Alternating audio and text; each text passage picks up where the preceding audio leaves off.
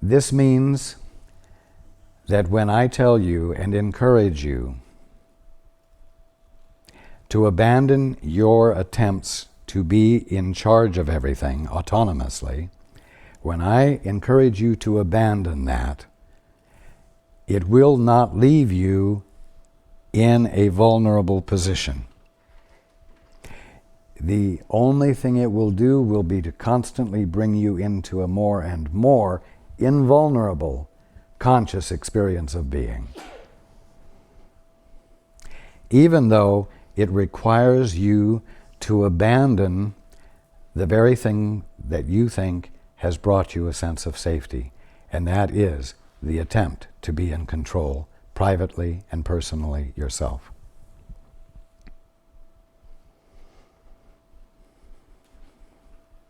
The old operating system says to you, if you abandon me, all order will go out of the picture.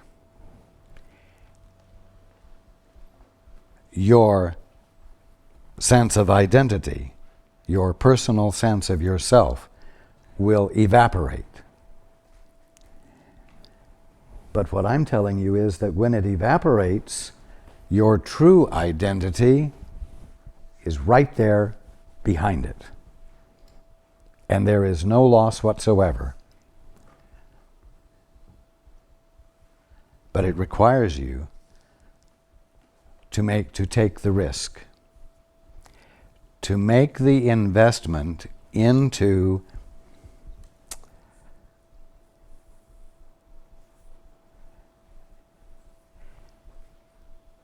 a right mind that I'm telling you that you have, that you don't have much experience of yet.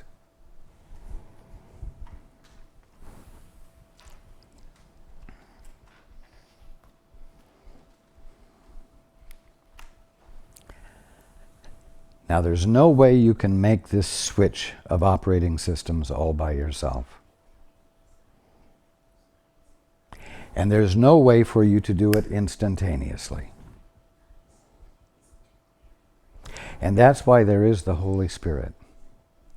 That's why there is me. That is why there is all of the brotherhood who are awake, standing, available to you to help reinterpret what you're looking at, to help bring you back into a conscious experience of its divinity rather than its materiality, so that you can make this adjustment gradually and with a feeling of safety. I must tell you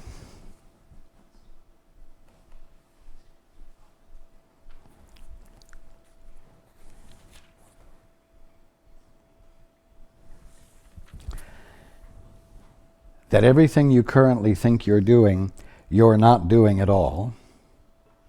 And everything you think you're accomplishing, you're not accomplishing at all. I must tell you that so that you're no longer totally fooled. And so that you will call into question the operating system you're using. And call it into question so that you can make a choice for the other operating system, which at the bottom line is the real you hiding behind or hidden behind the concept of yourselves that you've developed and substantiated for yourself, period. I must tell you this, and you must be willing to acknowledge it, so that you will have an intelligent, logical reason for exploring something you're not naturally inclined to explore. A place in which you cannot be in charge like you think you have to be in order to survive.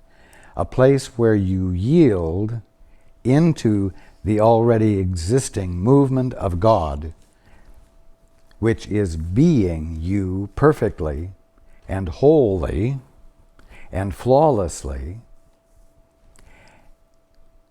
and that the experience of the harmony and awesome beauty of being in the flow of what God is being awaits you,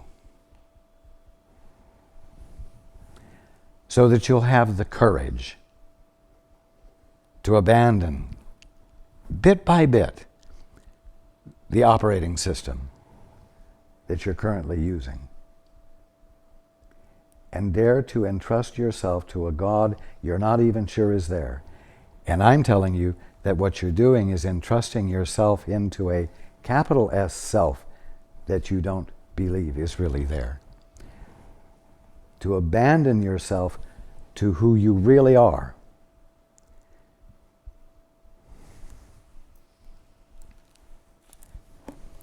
So that's why this horrible news can be such good news, and why I have to tell you the truth.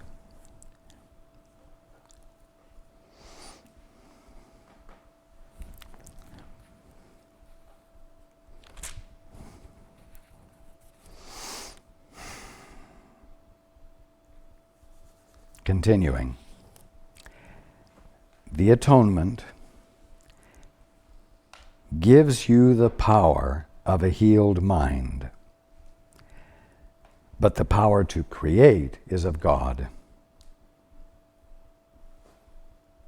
The atonement gives you the power of a healed mind. Not power over anything, but the power that recognizes what is true and what isn't true, and is not offended by or affected by what is untrue.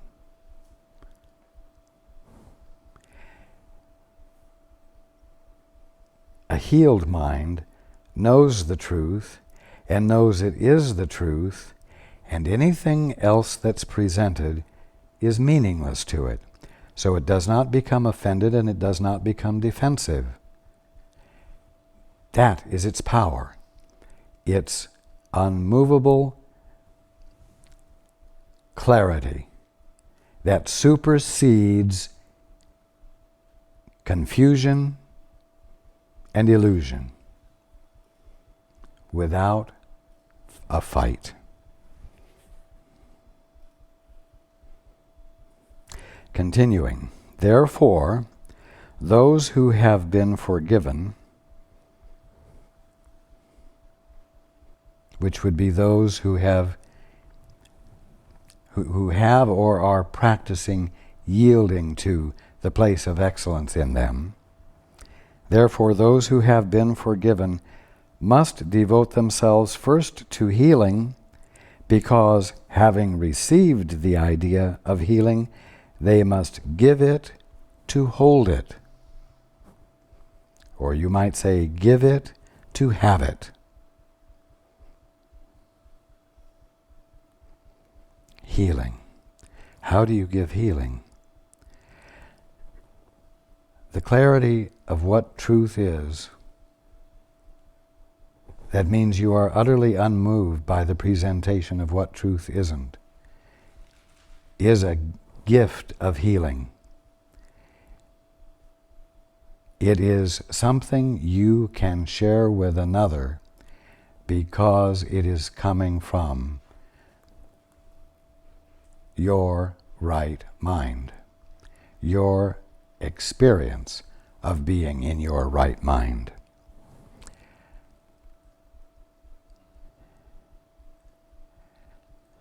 Oh, but you're likely to say, well, I've experienced healing. What's next? What's next? Like having gone on one ride at Disneyland and you get off, you say, what's next? What's next? What's next is that you give what you've received. You give what you know in order to embody it fully. You might say, in order to make it yours.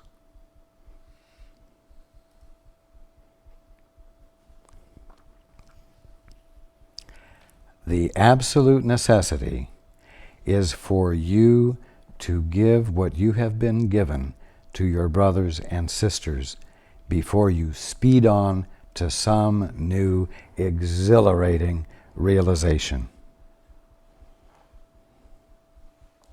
And I will tell you that the next step automatically shows up right in the middle of your extending, sharing the truth that you find yourself knowing and the love that you find yourself being with your brothers and sisters. Continuing, the full power of creation cannot be expressed as long as any of God's ideas withhold it from the kingdom. The joint will of all the sonship is the only creator that can create like the Father, because only the complete can think completely, and the thinking of God lacks nothing. Everything you think that is not through the Holy Spirit is lacking. What it boils down to is, if you have experienced revelation, if you have had a God experience, and you want more of it, you've got to pass it on to your brothers. It's that simple.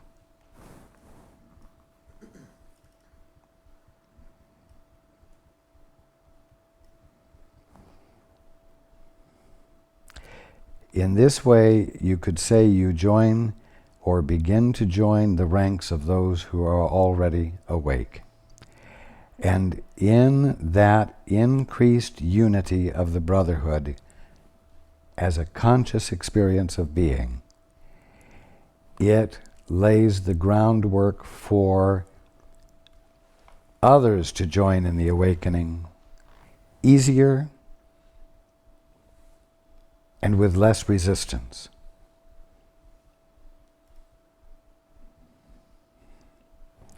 So if you want to move forward, you've got to turn around and take your brother's hand.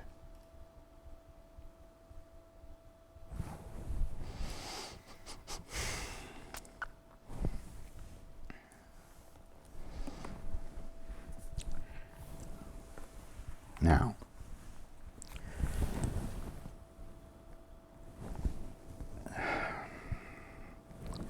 what do you do if you turn around to take your brother's hand and he says, "Leave me alone. Don't give me any of your lovey-dovey stuff"?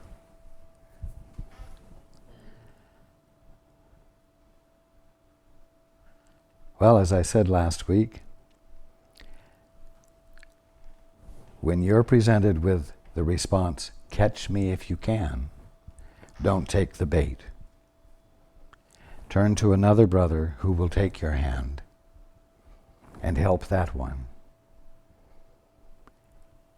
Those who have a willingness to receive what is being shared increase the unity of the brotherhood that is awake and weakens the apparent strength of the other operating system, making it easier for those still dreaming to wake up.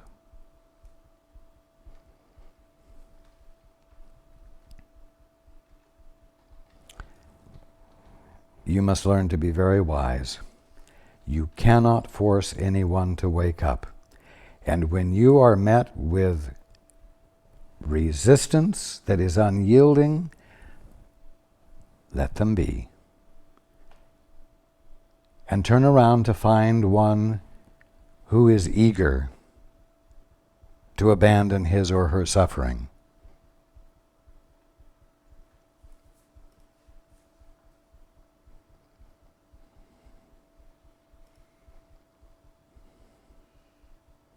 And do not be offended by the one who refuses what you have to share. Your sharing, whether it was received or not,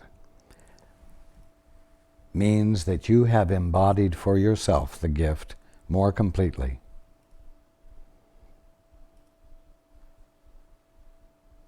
And the simple fact is that if another is committed to the ego's operating system, they cannot hear what you have to share.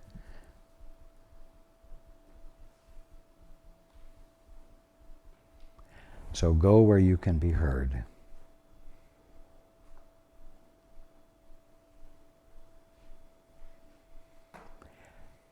That doesn't mean go where you can be a great teacher.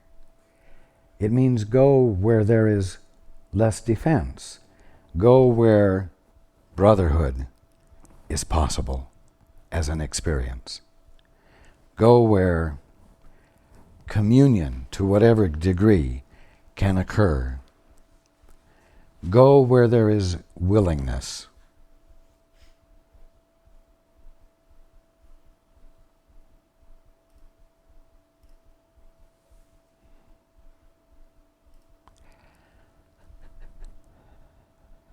All that your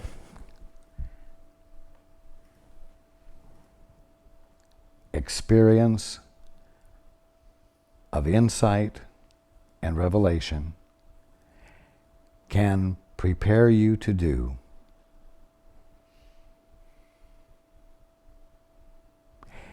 is to be an effective presence, an agent for change, where there is willingness for change.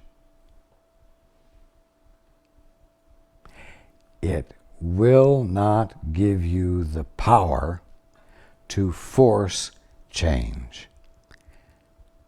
If you understand that, you will not subject yourself to a false sense of guilt, because in your sharing of what you know was an utterly beautiful, pure, healing,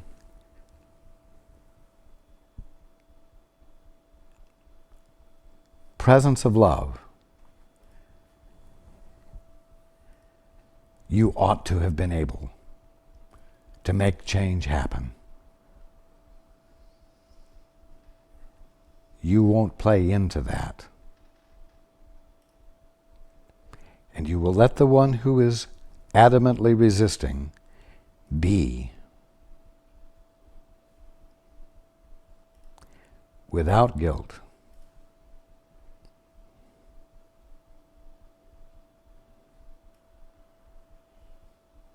This is very important.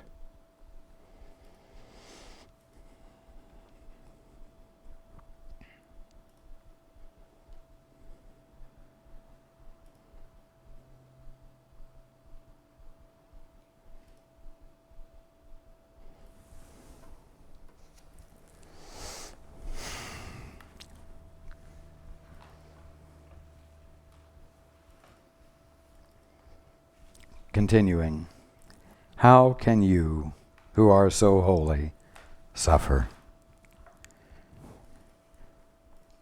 It doesn't mean how can you suffer as you're actually doing. It means how can you, who are so holy, think that suffering is an experience available to you? All your past, except its beauty, is gone, and nothing is left except a blessing. You see, in other words, in all of the time that you thought you were doing something, in all the years or perhaps lifetimes that you thought you were sharing something, there were times when you were coming from a place of love. There were times when you were inspired and you shared the inspiration and sharing or communion occurred.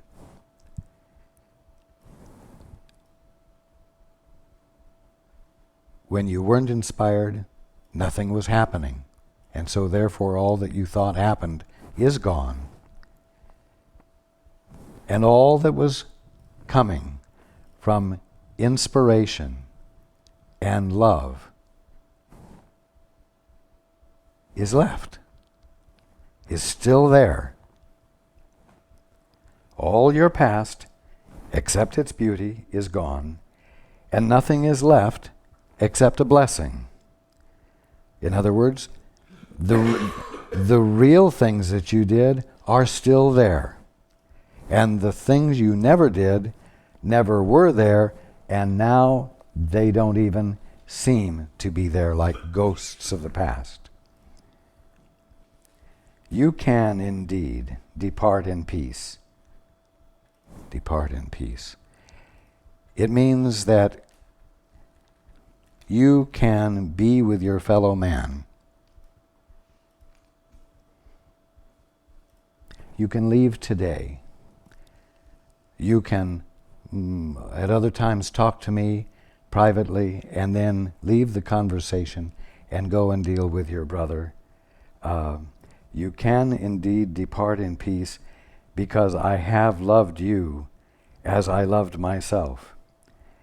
You go with my blessing and for my blessing. Do you get that? In order to have, you must give. So you give to have. You go with my blessing to share it with others, and you go for my blessing, because in the giving of it, you receive it and embody it and confirm it for yourself, and thus grow, change. Hold it, my blessing, and share it, that it may always be not just yours, but ours. I place the peace of God in your heart and in your hands to hold and share. The heart is pure to hold it, and the hands are strong to give it. And you need to know that. You need to know that your heart is big enough to bear the love that you are willing to share, and that your hands are strong to give it, because as you begin to do this, you feel weak and you feel unsure, because this is new territory for you. I assure you, the heart is pure to hold it, and the hands are strong to give it. We cannot lose. In a way, it's not that big a deal. We can't lose because only what is true, and there is no other choice. So all we can end up with is the fact that true is true, that the truth is true, and that there's only one operating system.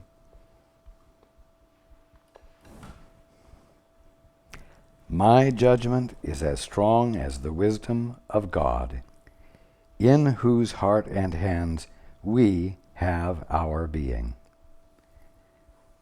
His quiet children are His blessed sons. The thoughts of God are with you. This is a benediction, and it's a benediction that you can extend to your brothers and sisters no matter how they are behaving.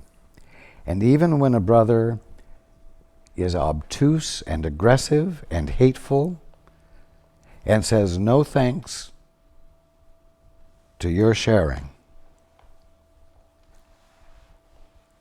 you must be willing to, within yourself, extend this benediction. Extend the continued awareness of the truth you know about him, and not move into the state of reaction that he would have you move into as a result of his obtuse behavior. You nevertheless walk away and find someone who is embodying willingness. You must see to it that as you walk away, it is with no harbored resentment, but a simple awareness that two different operating systems cannot communicate.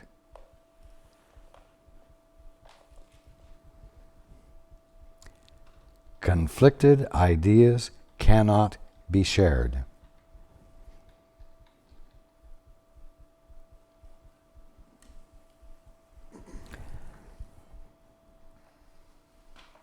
I say this so you will understand how it works, and so that you will not be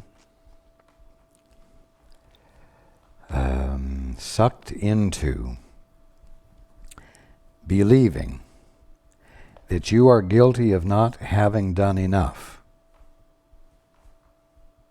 just because someone has refused to stand in receipt of what you truly and genuinely shared from that place of excellence in you.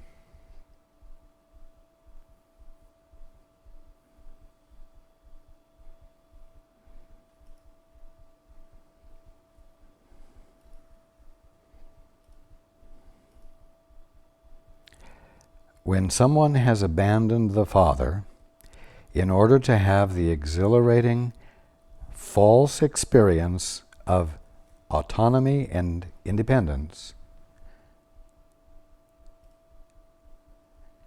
they do not want to hear of God. They do not want to hear of truth. And when it is shared with them, they will resist it with all their might.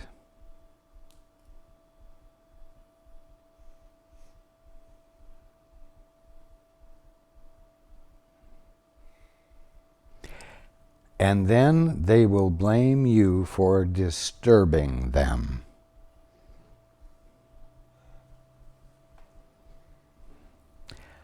Understand that that is simply how it will work.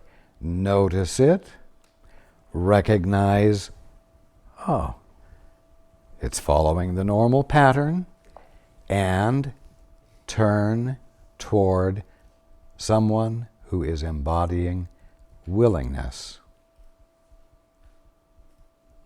I have tried to be utterly clear here.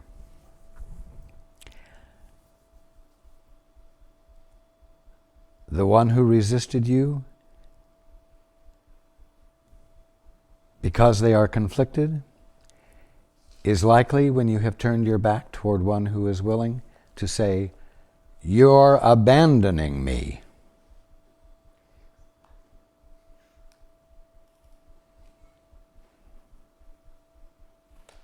No. That one has abandoned the Father. That one has abandoned his own right mind or her own right mind, and is insisting upon being totally unconscious of it.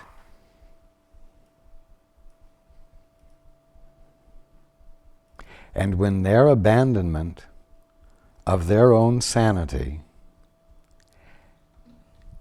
gets turned toward you as a claim that you are abandoning them, you must understand that it is nothing but a ploy to instill guilt in you, which would mean that fear would have to come back into your conscious experience, which would require you to leave or abandon your right mind, and you had better be too smart to be fooled into doing it.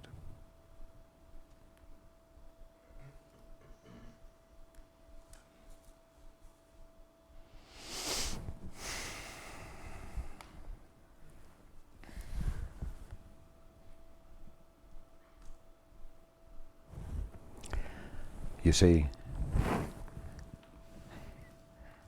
I'm not going to leave you today with a curse saying, "You have abandoned me," or "You have some reason to feel guilty."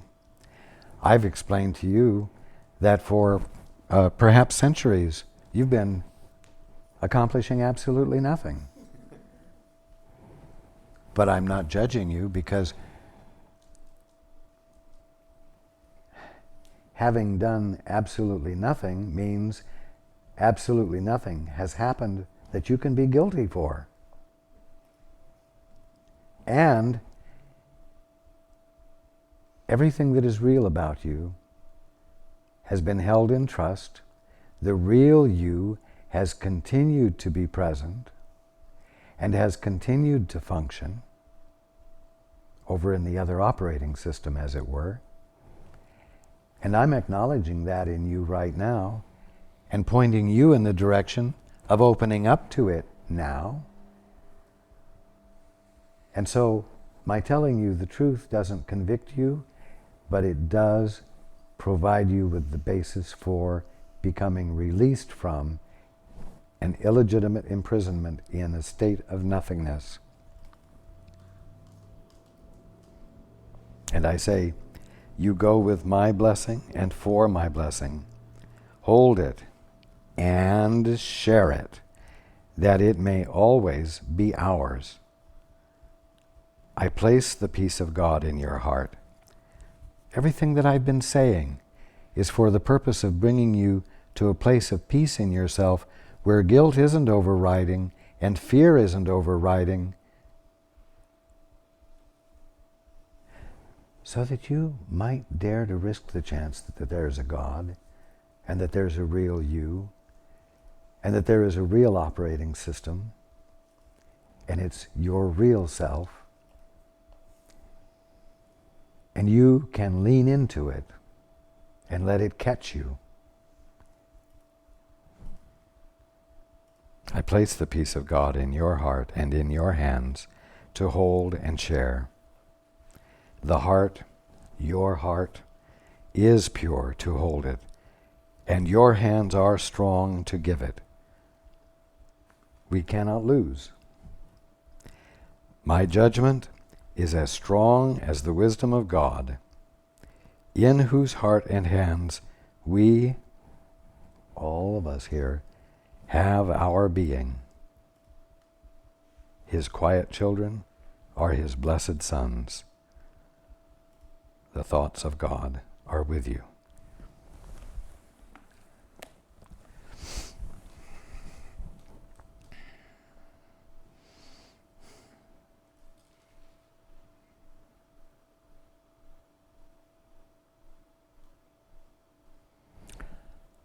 I love you.